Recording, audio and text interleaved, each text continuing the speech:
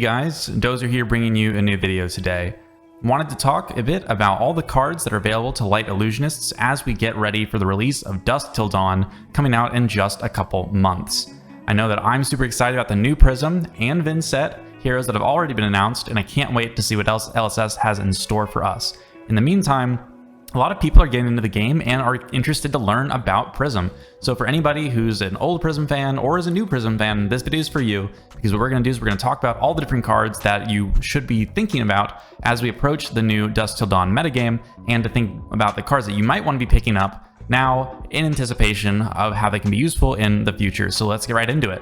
And before we go and start putting things into the tiers, let's kind of describe what they are. So in my head, the S tier is basically just talking about these are the core cards. These are cards that Prism's definitely going to want to consider, and they're really likely to see play. And based off just pure value and synergy from what we've seen in the past, and from what we already kind of know already.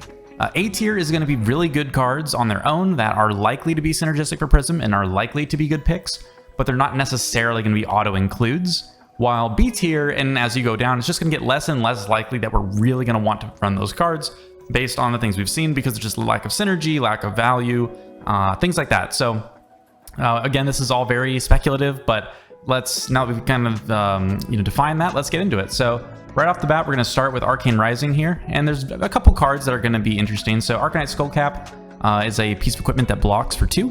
That's really useful for us because normally when Prism's playing, she likes to have a lot of defensive utility, especially with the ward cards that we've seen, especially on the Angels, like from the Dusk Till Dawn set. Having a bit of extra block to keep your wards alive is going to be really valuable. So cards like Arcanite Skullcap are going to be pretty likely to see play. You're going to want to be able to block, and this could be something like a Crown of Providence or something as well. And any type of armor type equipment that you don't have to pay for, it's going to be pretty valuable. I think Mage Master Boots is very likely to see play in the new Prism, especially if she runs an aura build. The ability to get 2 blue auras down at the same time is really powerful, and Mage Master Boots allows you to make some of these plays even when you don't have the best turnout in front of you by drawing a whole bunch of blue auras at the same time.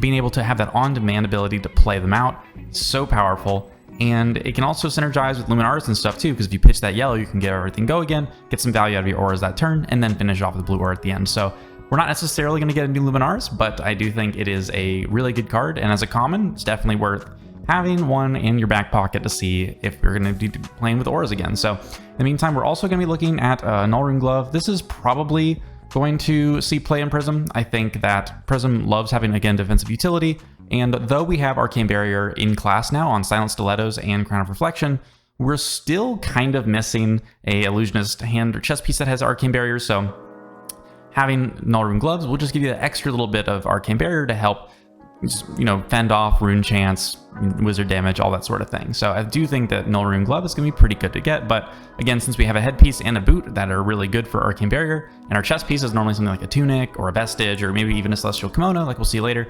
I think that Nullrune Gloves is probably the only bit of Nullrune we'll be needing to run for a while. Now, everyone's favorite card, Command and Conquer. Where does this guy go? Well, before we get into that, I want to talk a bit about Command and Conquer in the past for Prism. So in the past, people love running Command and Conquer. It is a good card. It's very useful against Rangers, which is especially valuable now in the Outsiders meta, but it's also a card that pops Phantasm, so it also could be really good into Dromai. In the past, though, Prism has not really needed it for those matchups. Prism was pretty favored into Dromai and Rangers in the past anyway, so having Command and Conquer for those matchups specifically wasn't really what you had it for, but it was just kind of a good all-around card to help slow down aggro decks who were trying to arsenal things, and you wanted to demand blocks from them. So Command and Conquer, very good card, and with the addition of maybe all these new allies and auras and things like this, we could see Command and Conquer see some play. I think it's going to be very likely that we do, but I don't think Command and Conquer is going to be a core card for Prism. I don't think she's going to auto-include it. I think that it's really going to depend on the cost curve of all of her cards that she's trying to play, like what is the pitch density of her card pool like and the deck. So I think Command and Conquer is something that if you've got some lying around, you're going to be happy, but I don't think you need to run out to the store right now and pick up Command and Conquers for Prism specifically. Art of War is kind of in the same camp, where I think that they're both very powerful cards and they are very potentially able to see play in Prism, specifically because Prism has traditionally had Go Again from Luminaris, but without Luminaris, her heralds kind of suck. Like, they don't have Go Again, they don't really do a ton of damage, And if you are looking at a hand of maybe 3 Heralds and an Art of War, that's a lot more compelling when you don't have access to something like Luminaris than otherwise. So I think the Art of War could see play in Prism based on that, just getting access to the Go again, getting some attack value out of it. But and it still pitches for yellow, which might be relevant still for Prism. So I think Art of War is something that, especially because the Shadow Heroes love Art of War, you might want to pick up before it gets more expensive, because it's definitely going to be a sought-after card, especially since Ninjas and Rangers also really like it. So I don't know if it's going to get that much more expensive, but it's definitely something you want to think about. At the same time, we've got something like Pursuit of Knowledge, which increases your intellect when it hits somebody, and for 1 turn, right? But the thing about this card is that it doesn't block for 3, it only blocks for 2. And at the end of the day, it's not really that impactful. A lot of times, yeah, you get the card out of them, maybe, but it costs 2 cards to play, and it doesn't do a lot of damage. So I would be really shocked if Pursuit of Knowledge saw play in Prism, but it's not the worst card ever, so I could see it being in this kind of like almost least likely, but maybe still could see play one day. It's really good against killing dragons, for instance. Chains of Eminence is almost certainly not going to see play. Chains of Eminence is still just kind of this awkward card where, because you have to predict what your opponent's going to play with no knowledge of what's in their hand, and because if it calls nothing, then it does nothing, it's kind of just a really bad card. If we had more tools to look at our opponent's hand, like Phantasmaclasm, then this card could be really good, because you wouldn't necessarily want to call like a Phantasm Popper, right? But if you're able to, just get some free information from their hand and say, oh, well, I'm going to call that card in their hand, or maybe they run like 9 ofs of stuff, like Bolt and Shot would be a good thing to call for Lexi. But if they don't have any in their hand on that turn, well, you just kind of wasted your card now, didn't you? So again, unlikely to see play, but could be interesting one day if the right support comes out and enables it. It is an aura after all. Same time, Fate Foreseen is likely to see play in Prism. I'm not going to put it in the absolute most likely tier because it doesn't have any inherent synergy with Prism, but Fate Foreseen as a 0 for 4 defense reaction is really strong, and it is in a defensive Prism build, especially one that focuses on like the Iris Aura kind of game plan. It's going to be pretty valuable still, so definitely keep your eye out for that. I don't think, though, that we're going to see the return of the yellow Fate Foreseens. Without Luminaris, there's really no point to run these kind of utility yellows, so I think we're probably going to put that in the unlikely tier. Lead the Charge is interesting, though, so kind of like the same reason we have Art of War for. I think that Lead the Charge is likely to see play in Prism, to kind of less likely than maybe some of those other cards, but the fact that you can again use it to put your blue auras into play more easily and to play your heralds and stuff with Go again, it's pretty compelling. Also worth noting that because it gives you an action point instead of giving a card Go again, it's kind of better with heralds when they don't naturally have Go again, because that means if they pop it, you don't actually have to pay for your footsteps. So this is a guaranteed way to play 2 attacks in the same turn when they pop it with Phantasm, because you're not actually having to resolve the Go again. So could be really interesting, and again, it synergizes with our blue auras. The yellow version kind of has the similar idea with the red version, but those versions are really only for the heralds and not for the blue auras. Although, now I think about it, the yellow auras do cost 1, so maybe the yellow Lead the Charge also sees some value, like the ward cards, right? So we'll see those in a second, but the blue one is definitely at most going to be useful for Prism's attack action cards. At the same time, we've got something like Snag. So Snag prevents attack action cards from gaining power from, I believe, their own effect for the turn, and that used to be run against Chain for Riftbind, but I don't think we're going to see a lot of this card being run in the future. It wasn't really even that good back during Monarch meta, so I think I'm just going to put it in the unlikely tier. Lunging Press is a card that I really loved for Prism back when she had access to Luminaris, because you were able to not only use it as a way to give your Erudition or your Fractal Replication that 1 extra damage to get over the top and get on a on-hit effect, but it also was a blue card. So let's say you attacked with a Herald of Erudition, pitching a yellow card, you've got 5 on the board coming at your opponent with Dominate, with Go again, and if they pop your card with a Phantasm Breaking card, like a 6-power card, then you could pitch the Lunging Press, have on, with the 1 resource to your Phantasmal Footsteps, you could then have 2 floating to swing another Herald. And that would be a good kind of, emergency scenario.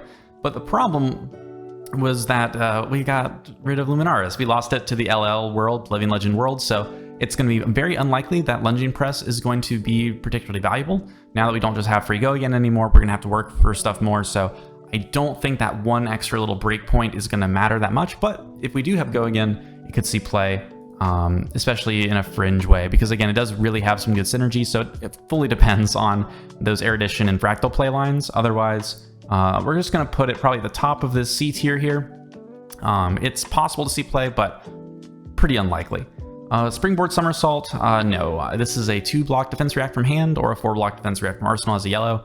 Unless we're super hungry for yellows that block 4, I don't think this card's really that good. Normally, Prism has liked to arsenal her instants more so, and so I don't think this card's really that compelling. Now, this is our first new card. This is going to be Bologna, the new Wartune Herald Angel ally. So all the heralds for Prism have names. You've got things like Aegis and Avalon, who are the protection and rebirth heralds specifically. And so Bologna is going to be the Wartune Herald's kind of like realized fully angelic counterpart, and it's going to be a 4/4 angel that costs 2 to invoke, probably with a Spectral Shield if it's similar to the Soraya Herald, but otherwise we don't really know exactly what this does on the other side. All we know is that it's going to help us buff our attacks when we send it forward, so it's very likely that this card is going to see play. I would be shocked if these big allies don't see play in Prism, and so we're just going to throw Soraya, the Archangel of Knowledge, up there as well. We know how she works, and we know that she's very good. On her invocation side, she is a yellow 3-block card that costs 2 to play, has Go Again, lets us turn a Spectral Shield into the Angel, which goes again up from a Ward 1 permanent to a Ward 4 permanent, so it gains us effectively 3 life, and it can attack by pain too, so very powerful, and cannot wait to see all the other angels. So for now, very likely that we're going to see them though. Celestial Kimono is interesting. So all the ward synergy that we have from Dynasty and now from Dusk Till Dawn, which we have seen some spoilers for, right, with the Bologna, Celestial Kimono is going to give you that 1 resource for free on each turn. So it could be your opponent's turn, you get a resource, and on your turn you get a resource. Notably, if a ward permanent breaks on your opponent's turn, a non-token, right, you get to actually get the resource and use it immediately on like an instant or something. So, or maybe even your footsteps to block or something like that. So I can see this card being quite good, especially because it at least gives you 1 resource when it breaks itself. So I could definitely see this seeing play. It fully depends on whether or not you want the Tunic resource more or Vestige synergy or whatever, but as a Majestic, it's definitely a good pickup. It's pretty cheap right now, from what I understand. And I think that it's going to be a serviceable equipment, if nothing else. It might not be the top tier meta pick, but it's definitely going to be a consideration. Wave of Reality is almost certainly going to be an auto-include in Prism. With all the ward synergy, having more redundancy to keep your stuff alive is going to be crucial. And so Wave of Reality creating a Spectral Shield after getting broken by the Ward 1 is going to help you cover a lot of breakpoints that might threaten to destroy your bigger, chunkier wards like your Angels. So Wave of Reality probably going to be up there with all the other equipments. Then we've got something like Phantasmal Symbiosis. So Symbiosis lets you call an attack action or a card name, any card name, and that card becomes an illusionist card for the turn. Now, that's really interesting because it works on a ton of stuff. It works on auras that are generic. It works on attack action cards that your opponent has. So when you attack with this, it's a 1-cost, 6-power Phantasm yellow with 3 block. If you call Command and Conquer, they can't actually pop your Phantasm with it. So if you know what kind of Phantasm poppers in your opponent's hand, Symbiosis can really help you just turn off its own Phantasm effectively. And it's a pretty good card. Now, again, without Luminaris, it gets less good because it doesn't really pitch blue for things like Iris. It doesn't pitch blue for, you know, a lot of our more expensive cards, but it's another copy of Wartune Herald, and those are pretty good. So I'm saying that it's probably going to see play. It'd be really weird if they printed this card and it wouldn't see play, especially just because its stat line is just good on its own. So I think it could be really interesting to see also what types of synergies we can see out of turning other things into Phantasmal or Illusionist type of cards. Now, Spectral Procession is a 0-cost star power attack with 3 block that has power equal to the number of Spectral Shields you control. Right now, Spectral Shields are kind of hard to create. The best that we can do is creating 3 at once, and to do that costs us 2 cards from something that doesn't block, normally Prismatic Shield red.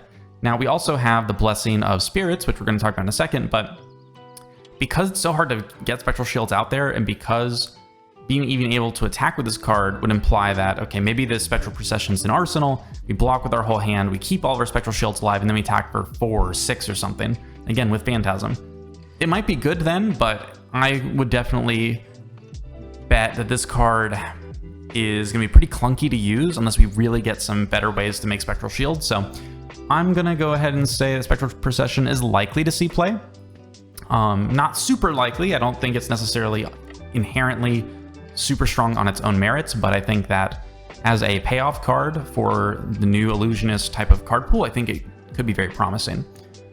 Tome of Ao is kind of in a similar vein for me, where all these ward cards will kind of be grouped together, right? Like Blessing of Spirits, red, especially the yellow and blues are probably less relevant, right? I would say they're probably unlikely to see play.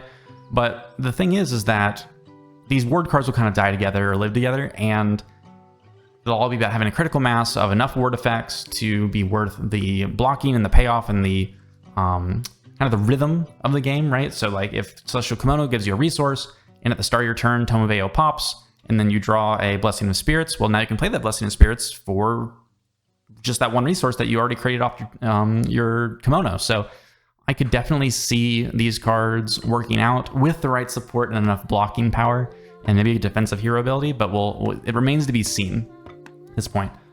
Tranquil Passing is an interesting card as well. It's another one of these one-cost, non-go again Illusionist auras with ward, except this one slurps up tokens or other auras. So it's really good in the mirror probably, and it can do things like taking a Channel Mount Heroic off the field.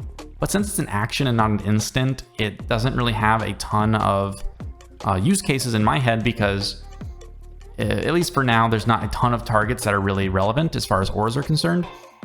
Plus, any aura that is a real threat, like a Channel Mount Heroic, Channel Lake Frigid, Burn Them All, things like this, they tend to get stronger when you reset them, right? So if you took all the flow counters off of Channel Mount Heroic, you took all of the like the burn counters off of Burn Them All, then, well, you just given them more gas and more time in the sun, so probably not something you want to be doing. And so I would say the blue one is potentially going to see play, but the red and the yellow are going to be much more situational, but probably not like never run.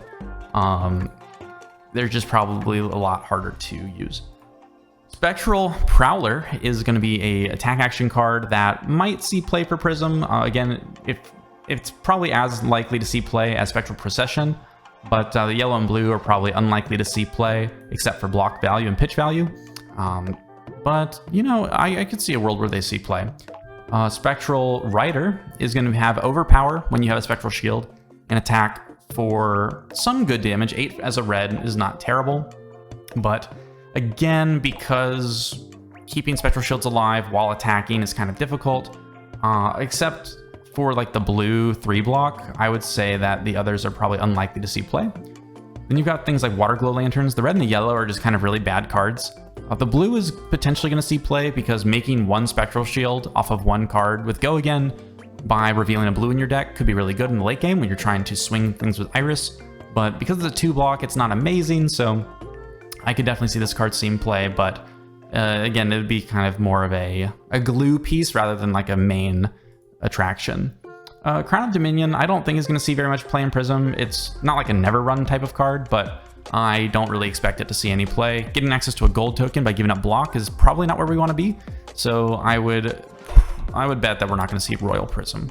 And because of that, we're definitely not going to probably see things like the Imperial Ledger or the Royal, like this Imperial Decree. So what we're probably, or an Edict. So what we'll probably do is say that Warhorn is running Oldham against Icelander and stuff, but since Icelander traditionally does really poorly into auras, I would say we probably don't want to have Warhorn. Probably not something that we really care about. Crown of Reflection is very likely to see play in Prism as Arcane Barrier. If we need Arcane Barrier, that's going to be one of the go-to choices, especially because it synergizes with our auras. But that card has not been great in the past. It's been passable, but we're definitely going to want to be having a very... either way, we're going to have a very contentious head slot. So Fractal Replication could go in multiple different ways. In the past, it was awesome. I love that card when it has free Go Again off Luminaris, but when it doesn't, it's really hard to get use out of because it gets power based on what's on the chain, and since most Illusionist attack action cards do not have Go Again, naturally, if we don't get that, Fractal Replication is not going to be great. Think about Dromai, right? Dromai doesn't really make a lot of use out of the Illusions Attack action cards, and so she doesn't run Fractal at all. So, you know, Fractal could be a card that we see fall from grace a little bit, but with the right support, it would definitely come into see play. So it's unlikely, but it's possible. Especially with Spectral Prowler, you know, that kind of like go again type of strategy could be fine, but I doubt it. At the same time, we've got Mirage and Metamorph. Mirage and Metamorph is very likely to see play, just kind of like the Phantasmal Symbiosis. If they pop it, they give us another aura. We love that. It's a 1/7, so you can do it off of something like Tunic, and or even this Kimono, right? And yeah, it's just pretty good. I don't think that it's going to be the most compelling thing ever without go again naturally, but it could be good enough as a 3-block that has some upside when you have the ability to throw 7 at your opponent. It's a good number, actually. So now we've got all the blue auras from Everfest. These cards are extremely likely to see play in Prism. Not only do they pitch for 3, they block for 2, and on top of that, they just do everything you want. They buff your attacks, they give you more spectral shields, they buff each other. These cards are busted, and you know, LSS realized that Spectra probably should not cost 0. So going forward, we're probably not going to see any more Spectras for a long time, and so we're going to have to really enjoy these while we have access to them. Prism at the moment can actually, well, rather, in a light illusionist with no heroes text box, can still do pretty well in the metagame into certain heroes just by running all these auras and Iris of Reality. So don't sleep on these cards for sure. Coalescence Mirage is unlikely to see play. There's not a lot of incentive to pop it for your opponent, right? And even if they do, you have to have a card in hand to be able to benefit from the pop effect by getting your 0-cost auras into play. It's a blue 3-block. It's potentially valuable, but other than that, it's probably going to go in this unlikely tier where unless we get a lot more 0-cost auras to get put into play, it's just not that compelling. Although it's possible, you know, anything's possible, but Phantasmal Haze here, the blue 3-block, I mean, this is again just kind of the only reason it would be run, but the other colors are also probably not going to be run.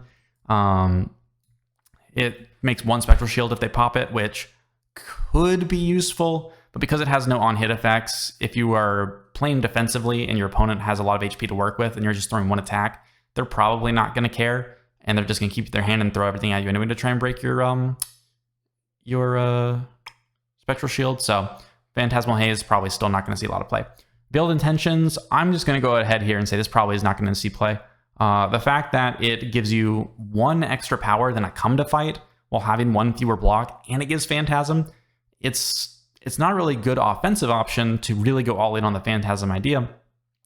And if they pop your card, sure, you get a card back, but you spent pitch and a card and an attack to throw something at them, and you get 1 card back. I mean, you're still losing that trade, in my opinion, so I wouldn't really see that as going to see a lot of play. Talisman of Recompense could be interesting. If Prism's running a lot of reds and wants to have access to 3 pitch, she could see herself running this card, but it's unlikely. I think that she'll probably have just better cards to run than this, but hey, who knows? It could be just what she needs to make some permanence and get some things rolling. Talisman of Tithes is cute when you combine it with Phantasmaclasm because it basically lets you just rip a card out of their hand with no counterplay, like Dominia. So it takes a little bit of setup, but, you know, it's pretty solid. So I would say Talisman of Recompense could see play. It's not likely, though, but it could definitely see play. Library of Solana, this card is expensive right now, I think. There's been a lot of push to get new cards because the game is coming to Japan now, and so we don't really know where a lot of these cards are going to end up, but we know that the rare cards are getting picked up by collectors and speculators and players, all trying to have a mad dash to see what's going to happen in the next couple sets. So in my opinion, Library is definitely unlikely to see play, but not like, 0% chance. In the past, it was really good into things like Dash or Bravo or, Oldhim or some things that were slower matchups and you wanted to really try and get accelerating. But the thing is, without Luminaris, we might not run that many yellows. And since it's a non-block, non-pitch card, it's very possible we don't actually see this card see any play at all. And so, don't be in a hurry to go buy one. I wouldn't say that unless you're a collector and really, really want it just for that purpose. Even when it was playable, it wasn't necessarily good. So don't feel compelled to go buy that. Luminaris, obviously, the odds of this seeing play is 0. It has rotated to Living Legend for CC format, so let's just move on and lament our Luminaris there. Herald of Erudition is normally very married to the Luminaris because it needs the Go Again to really make use of those cards you draw. If we don't have Go Again, it's going to be really hard to justify running it, actually. So I would say that Erudition is very likely to see play, but how good it is going to be completely conditional on whether we're Herald focused, whether we're Aura focused, or whether we can actually give Go Again at all. If we do get Go Again, it's going to be good to have Erudition back. At the same time, we've got Arclight Sentinel. There's no way we're not running this card. We're playing Prism. We're going to be able to pitch all these blues and auras to slap down a card that prevents us from taking basically any damage on a turn. That'll really work with our wards. That'll work with our allies. So Arclight Sentinel, definitely something that we're going to be running. And honestly, why don't we just slap that guy right up to the top? Because he's definitely going to see play. Beyond that, Genesis is another card that we're very likely to see play. And we'll just get all the other auras in there too.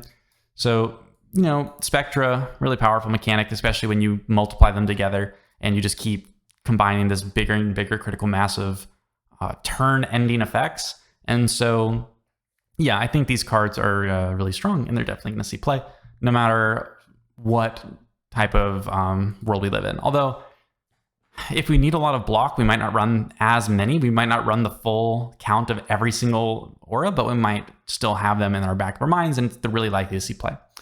At the same time, because we know that Vinset's coming back out, and a lot of characters like Katsu are actually pretty strong, I think Herald of Judgment's actually pretty likely to see play. Being able to throw a card at our opponent that prevents them from playing from Banished can be really effective, and I would be shocked if Herald of Judgment was not a consideration for Prism moving forward, especially since it's one of her specializations. Now, the other Heralds, right, again, they don't have Go Again naturally, and so we're really not sure where they're going to land. I would say that we're very likely to see the blue Heralds see play, mainly because, again, they block 3, they go to Soul, they kind of do everything that we want, except Temis, the Tenacity, or Metis, I forget which one it is, but basically, this card it's possible that it sees play, but it's pretty unlikely in my opinion. As far as the other colors, red and yellows, it completely depends on how yellow focused the new Prism is, and so I would say that we're probably not going to see the reds see very much play at all. They don't tend to be that compelling normally unless it's protection. And even then, without Go Again, protection just loses a lot of value. So we're probably going to say that all the red heralds are unlikely to see play without any access to Go Again, but the yellows and the blues are definitely up for consideration, and the yellows will probably end up seeing play, so we'll put these over here. But overall, since we don't know that much yet, we're probably going to be waiting a while before we know the answer to that question. At the same time, is Vestige of Soul going to see play? I don't know. I have no idea. I love Vestige of Soul. I've always been a very strong defender of it. Even when everyone else wanted to use Tunic, I still, to this day, have very, very tenaciously held on to try and sing its praises. And I think it's very possible that it's good. I don't think it's going to be auto-include by any means. Prism hitting with Heralds is going to be probably less common without Go Again incentivizing us to run a lot of Heralds. And even though we have stuff like Merciful Retribution, Genesis, and a lot of these go to Soul type of effects to turn on Vestige, it does really focus on synergizing with the Tome Divinity, and we don't know if we're going to be running that. So I think that it's very likely that Vestige sees play. If you know that you want to play Prism and want to have access to everything, I would definitely think about picking them up sooner than later. But again, at the same time, like if you have a Tunic, if you have a Celestial Kimono, it's probably going to be good enough to play Prism at kind of a basic level. From there, Halo of Illumination is kind of always tied to the Vestige. It's Spell Void. It's a good way to emergency put something into your soul. And if Vestige sees play, Halo will probably see play as well. So it's likely, but not guaranteed, that it'll see play. Celestial Cataclysm is in a similar vein over here, where We don't know if it's going to see play, but if Prism has a way to put a lot of stuff into her soul, then having a 3-block Phantasm Breaking card that allows us to attack with Go Again for free, it's pretty good. And so I would say that Social Cataclysm is probably going to be one of the first things we consider running. Soul Shield, there's no way we don't run this card. This card is amazing. Goes to Soul after the combat chain closes to help us fuel our different effects. It's a yellow card. It blocks for 6. It can help us turn our no blocks or 3 blocks into better things. So I definitely think that Soul Shield will be one of the premier cards that you want to consider having for a competitive Prism list. Soul Food, though, I don't know. This card's traditionally been very poor because we don't really have a lot of ways to use Soul in Prism traditionally. And so while it's not a unsalvageable card, it's very unlikely that this sees play. I would say that it's probably going to be kind of entirely dependent on how much we can use Soul. If we have a card that lets us pay X of Soul to do something, Soul Shield might see play, but as is, especially as a 2-block, it's not really likely. Tome of Divinity is tied to the Vestige and Halo combo. It's possible that it sees play. It's a very powerful effect, but again, without direct synergy for it or without the ability to set up for bigger tome plays, it's not likely to be mandatory or auto-include. At the same time, we've got some of the light cards from Monarch, so Invigorating Light. I don't think we're ever going to have these see play. One of the very first, in fact, the first Flesh and Blood video I ever made talked about Invigorating Light in the deck, but I kind of neglected to realize that if you could pay 3 to attack with something, have it go to Soul, turn on Vestige, and play an Aura, you could just pay 2 and do the same thing. And sure, those things had Phantasm, and so it was less able to push damage in that way, but Invigorating Light, probably not a good card. Glisten, unfortunately, also probably not a great card. Now, I love Glisten. I always have. It's my favorite card in the game, and I really tried to make it work for a long time and found some decent success with it in Prism. The thing is that the whole reason I ran that card was because of Luminaris. The ability to get a free weapon swing every turn was what really made Glisten shine. Haha. And yeah, so, I think Glisten's probably not going to see play. I think that without the ability to block with your entire hand and then throw a 4-power Spectral Shield at your opponent, without that, I don't think it's really going to be worth it. Illuminate could see play in kind of any of the colors, depending. Going to Soul is really useful. It costs 0. It blocks 3. Depending on how important those things are for us, it could be very good. It's a common, so definitely something to consider picking up just to have some copies lying around. But again, it's nothing crazy. It's just decent. So here we've got the Impenetrable Belief. The blue one might see play, depending on people's banishing habits, but without Chain, banishing 3 cards a turn, and with Venset unclear at the current time about how much she's going to be banishing, we're probably not going to see the other colors see play. At most, you'll see the blue block for 4 in certain matchups. Otherwise, it's probably not going to see much play. Rising Solar Tide, kind of similar to Illuminate, but because it costs 1, unless we have a way to get it Go Again or make it stronger or kind of be worth running, I don't really see a 2-card play that does vanilla damage being really run, so we're probably not going to see Rising Solar Tide see much play. And same thing for Seek Enlightenment, because these cards just, they're good in draft, I guess, but the fact that all of our Heralds already have the ability to go to our Soul when they hit, the fact that these are kind of like they're not over rate, but they're not even on rate really for what they cost. I think that it's unlikely that we're going to have those see play. Blinding Beam could see play. I could definitely see a world where Prism is trying to go taller with her Phantasms, and so being able to use this as basically an attack reaction that forces through a whole bunch of damage, especially as a blue or yellow, could be really good. It's more likely to see play than a lot of these other cards, but the red one, unless Venset's like really a big deal with shadow cards, probably not going to see a lot of play. This card's not going to see play. Ray of Hope, it is not a good card. It is really bad, so we're not going to even talk about that one. Nope. Iris of Reality, very likely to see play. An Aura list of Prism right now would actually be quite threatening, even if Prism had no text box, so it's very likely that at least that build could be run. And that goes for Footsteps as well. Footsteps is just a really good piece of equipment. It blocks 1 on things like breakpoints. It helps you against dash. It helps you cover breakpoints against like aggro. It's especially if you have things like your kimono like we were talking about. So Footsteps will probably not be required to play Prism. However, it is a really good piece of equipment, and if you have one, hold on to it. You don't want to be selling it, I don't think. It's going to be pretty important to have access to, probably. Okay, so Dreamweaver's unlikely to really see play. I'm going to go ahead and put it all the way down here. Like, it's not horrible, but there are definitely better things that we can run than a Spell Void one. Maybe get value by turning off Phantasm. When we're playing against Guardian and Brute, we're not normally relying on Phantasm attacks. We're normally relying on our auras, and so we want to have things that synergize with that more. Phantasmaclasm, it's pretty likely that this sees play, honestly. I would put this as very likely because without access to a lot of Go Again, being able to throw 9 at our opponent for 2 cards is really good, and we get to look at our opponent's hand, pick the best thing to get rid of, and again, it combos with our Talisman of Tides, like we were saying earlier. So I would say that Phantasmaclasm, especially because like $1 right now, is probably a good thing to have a playset of, because it's just likely as 3 block to be a good card.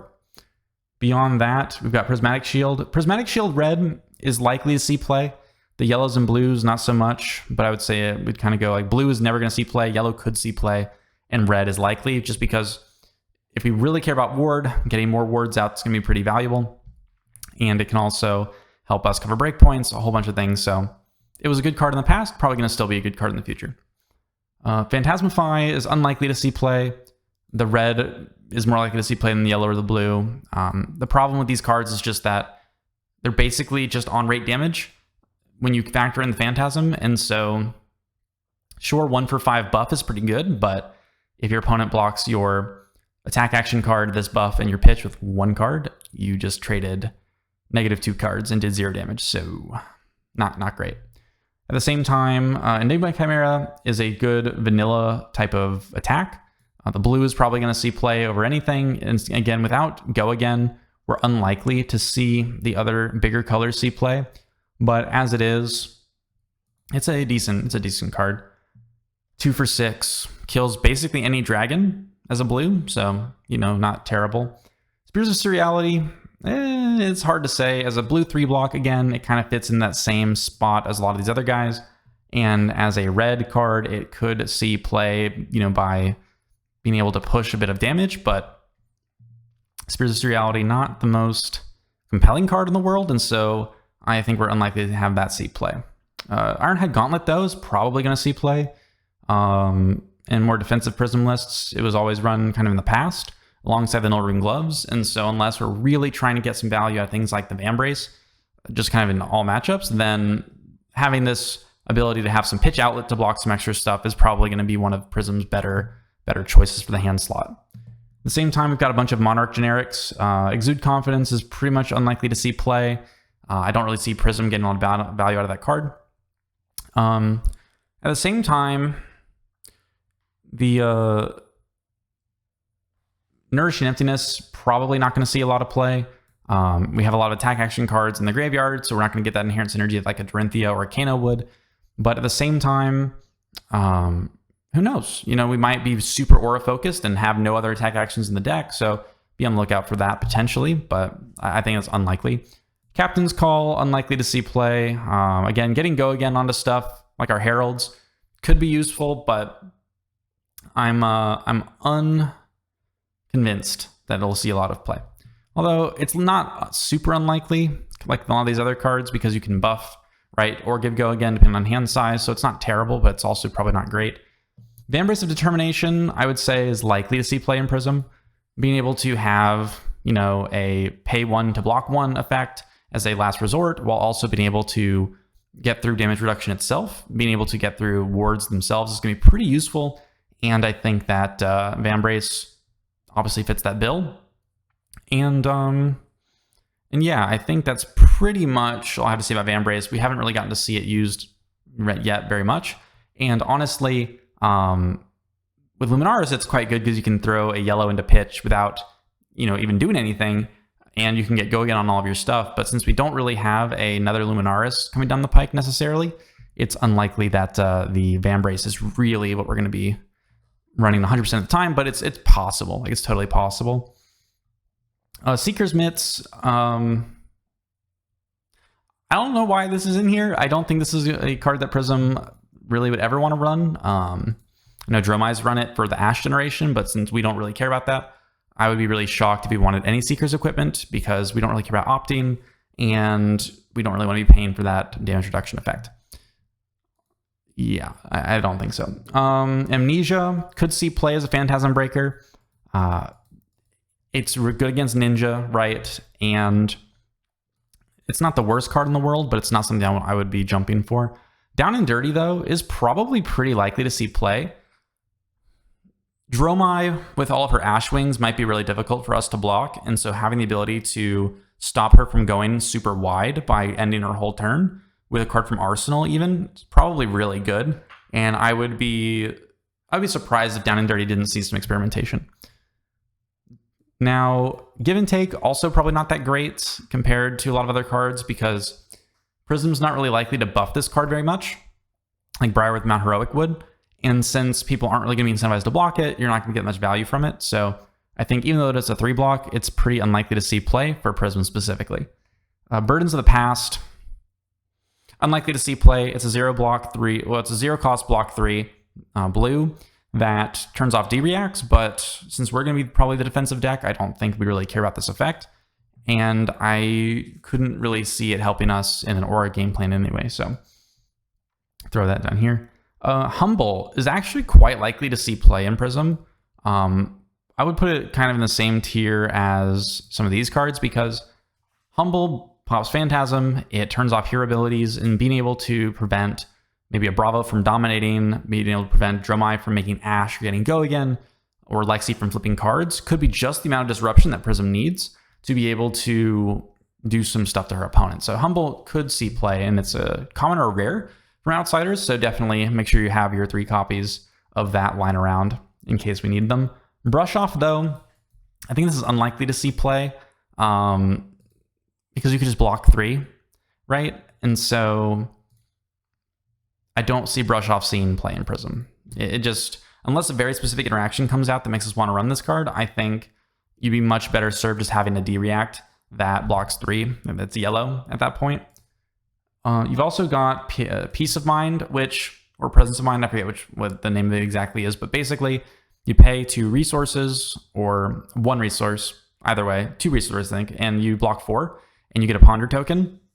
Against inertia tokens, that could be interesting, but I doubt Prism is going to really want this card since it doesn't inherently block on its own, and she doesn't have something like Crown of Seeds to really make use, or Rampart, right, to make use of that floating resource all the time, though she does have Footsteps. So blocking 5 for 2 cards isn't terrible when you get a Ponder on the backside, but I don't know. It doesn't really seem that good to me, so it's not... I'll go ahead and say that it's possible to see play, but probably not. Ghostly Touch, it's hard to say. Basically, it's a legendary illusionist equipment.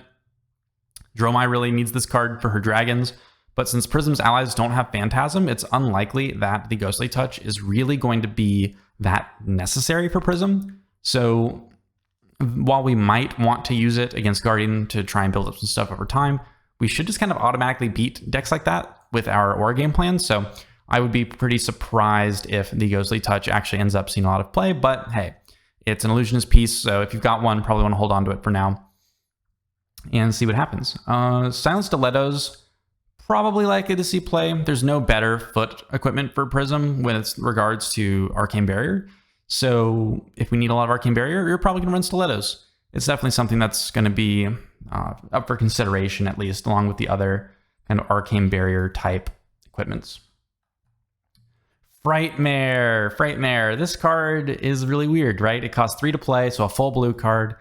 You can only cast it if a card that you own was popped by Phantasm this turn, and in order to keep playing, you normally have to use your Footsteps for that. So Frightmare is it's really weird. I don't think this card's going to see play.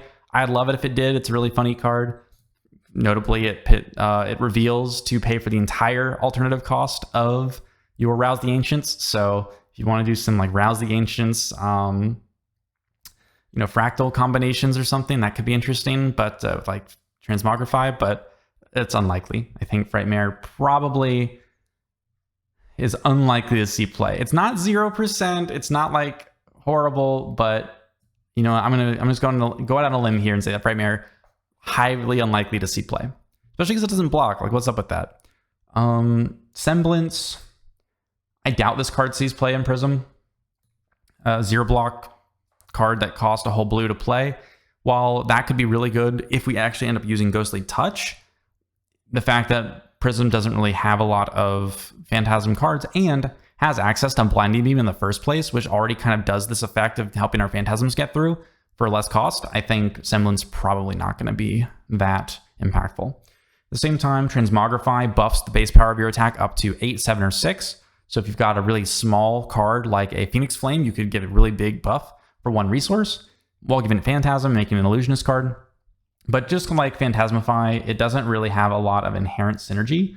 And so we're probably not going to see that card see play, especially now that the Luminaris is gone, because without being able to benefit from the Illusionist class type, it doesn't really make a lot of sense to run a card like that. But it could be interesting to see like us have a 1 cost really cheap attack with Go again, and then it might have some good on hit, and then we could give it like a +7, right, off of the Transmogrify. That could be really cool.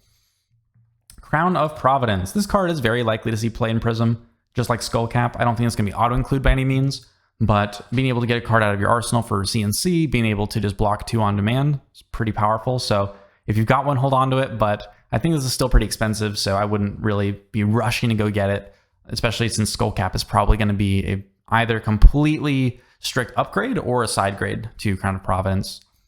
The Quelling equipment are unlikely to see play, kind of like our Seekers equipments.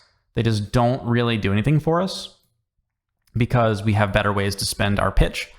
Although Quelling Gloves, there could be a world where we want that, but I doubt it. I think that we're probably not going to see that. Now, Erase Face is more likely to see play than a lot of things. I think it's kind of like Humble, where it's disruptive, especially against like Mechanologist or against a Shadow hero if they really care about the Shadow or Runeblade nature of their cards.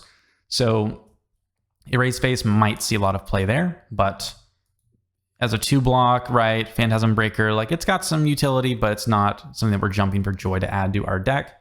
And again, this is red. If the, if not, yeah.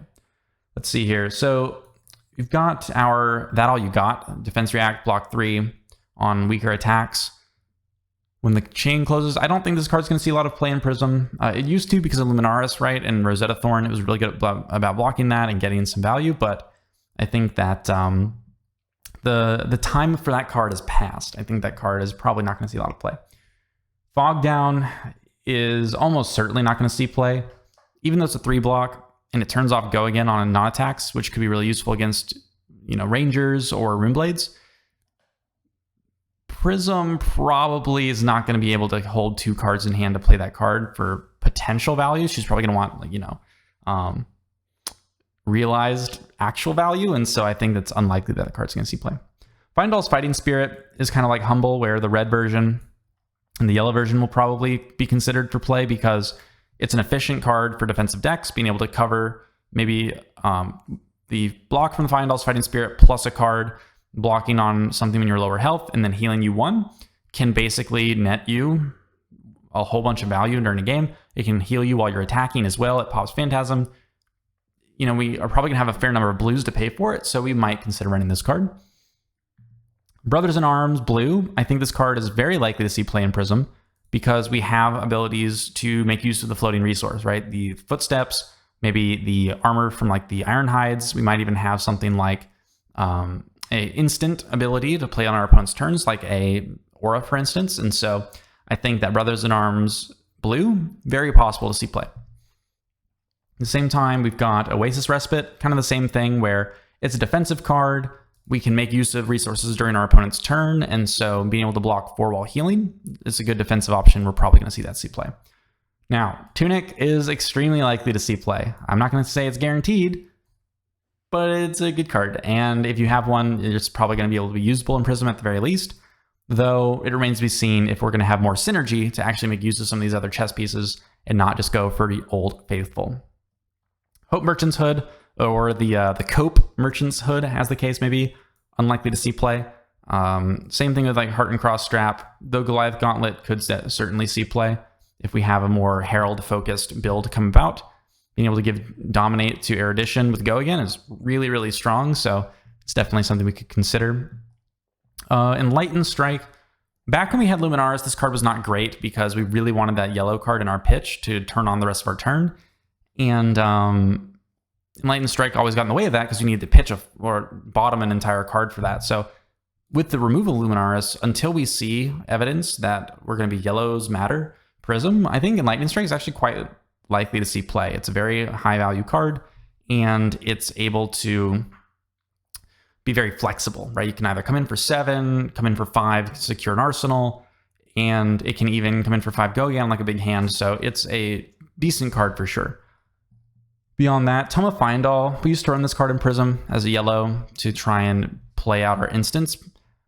I think we're going to have a lot of competition for those types of slots though, and I don't think the game is slow enough for us to really value this card that highly. So I'll say that Tome of Findall probably is able to see play, but it's not going to be super likely. Remembrance, probably likely to see play.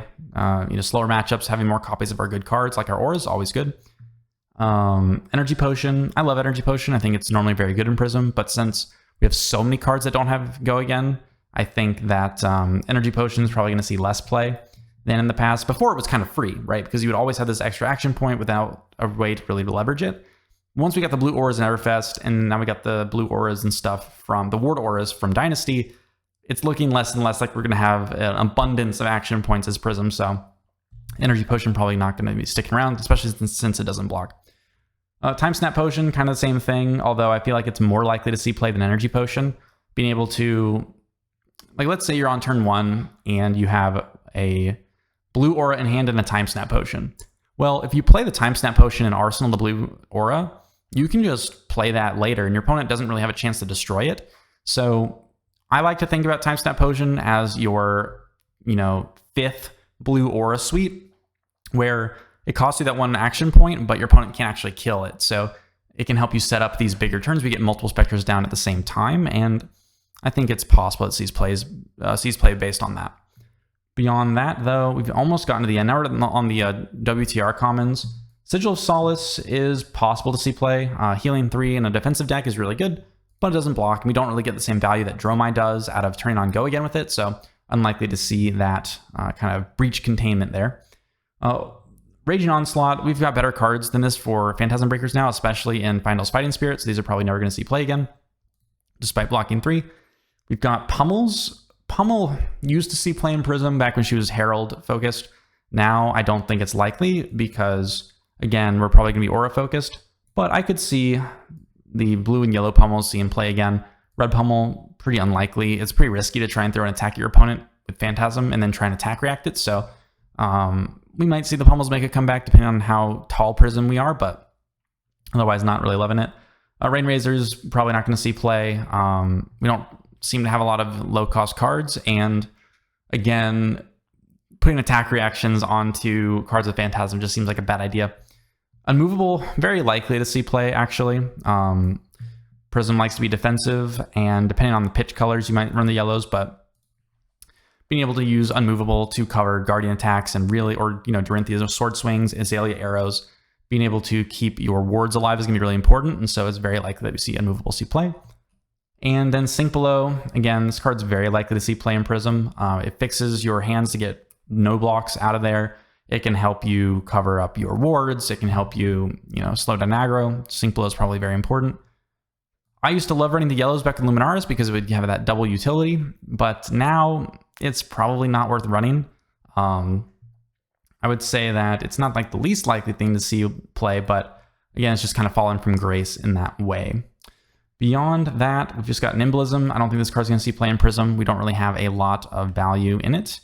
Again, we have bigger attacks, more focus on the auras, and pumping the card with Phantasm doesn't tend to do well for us. So a lot of the similar logic here. I'll put the... let's zoom back in and kind of take a look at the list again. So thanks for sticking through the video so far. I know these tend to get pretty involved, but basically, this is the buy list for Prism in my head. If you do not have a lot of these cards and are guaranteed that you want to play Prism, I would highly recommend looking into these cards based on the tiers. You know, having an Iris of Reality token, Phantasmal Footsteps, really powerful equipment. I'd be shocked if this was not run in Prism in a lot of capacities. So definitely something that you want to consider picking up. Arclight Sentinel and Soul Shield. These are awesome cards. These are core cards for Prism and always have been. And I think it'll be pretty incredible if we don't see them see play. Wave Reality, Mage Master Boots, a lot of these are like common low rarity equipments. I would make sure you have these, low rarity equipments for sure. These are all very good options for Prism to have. The Soraya Legendary is probably going to be core to Prism. I mean, it looks like she's moving towards these Angel allies, and so if that becomes competitively meta at all, you're going to want to have your Soraya. And so it's probably not required to play the game. It's not going to be a card that you can plan on because it's only a one of in your deck. But if our Angels really matter, then having everyone, if you're a super committed Prism player, I would definitely recommend picking up a Soraya when you can. The blue auras also are all great pickups. 3 of the playsets are rares, and so they should be pretty cheap. But Shimmers of Silver also is likely going to see a lot of play if we are playing an Iris build. Outside of that, though, it might not be the most important thing to get. If we can't attack with our auras because we don't have like a Luminaris or Iris Reality type of effect on our new weapon, whatever it ends up being, then Shimmers of Silver won't be able to get you any value. So I would make sure that you focus on getting the rares more so than the Shimmers of Silver. But if you are convinced that you want to play the Iris version anyway, then Shimmers of Silver is probably a good pickup. Genesis, Odarath, Merciful, and Parable are all great pickups. Rares, and Genesis is a Majestic from Monarch. A lot of Monarchs are going to be opened in the next couple months with the new draft season, so don't worry about paying a lot if they're overinflated prices right now, but you'll definitely want to have your hands on these as an option for Prism going forward. Same thing with the Heralds, like we said. These are normally the core block and pitch value of your deck, and so having access to these commons and rares is going to be really important. Phantasmaclasm is really cheap Majestic right now, and so I would recommend picking them up now. But it's just a good card, and it's not required by any means, but it is pretty valuable. And then Prismatic Shield's rare, Syncplo Red's common, and make sure to have those as well. They seem to be pretty core cards to Prism generally. And then we get into these are probably going to be run and are a lot more of expensive cards, so I wouldn't be necessarily jumping at the bit to buy cards you don't already own. But if you look at this list and you see, oh, I have Art of War, I have Command and Conquer, I have Vambrace, I have blah, blah, blah, then you'll be able to find good value for that in Prism almost assuredly. But it remains to be seen which ones we actually want to be running. I think that the big things that you want to have from this list are things like Fate Foreseen, the Celestial Cataclysm is probably a good pickup, the commons and rares from Uprising, right? Like the Brothers in Arms, the Oasis Respite, as well as things like Remembrance and Immovable. A lot of those are really good cards, but again, these are a bit more on the pricey side, so I would hold off until deck lists start to kind of coalesce before I go ahead and buy out like 3 Command and Conquer, 3, whatever, or a whole bunch of legendary equipments. I think you'll want to hold off because I doubt the price is going to spike that much when Prism comes out for things like Vestige or Tunic, because those cards are already kind of in short supply, and so I don't see them getting that much more demand. And if you've already got them, then great. Like, you'll be happy that you already have them. Beyond that, I think any card that you can get for like $1 or less is a good pickup right now. I think that rares and commons, right, if they're like 20 cents, 50 cents, whatever, just get your play sets. If they're on this list, I think that you'll be well served to just have access to them.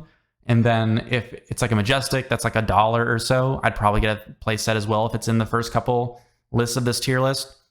Again, just to hold on to them in case they're useful, because if they do get useful, there'll be less supply and they'll probably spike up pretty hard. So they're not going to go down, right? So wouldn't be a bad thing to do there. And then otherwise, if it's a legendary, I wouldn't recommend buying every legendary that you could run. I think you should wait. But if it's a really low priced legendary, like Ghostly Touch was like $15, $20 not too long ago, that'd be a good thing to pick up just in the case it goes up in the future. But that's just my opinion. Beyond that, commons and rares, pick them up while you can. Most of the cards that Prism's going to run are commons and rares. they'll make up the bulk of her kind of legacy support. And so, yeah, thanks for watching, and hope you guys enjoyed the overall discussion, and I cannot wait for more news on what we're going to get for Prism in Dusk Till Dawn. So until next time, take care and have a good day. Peace.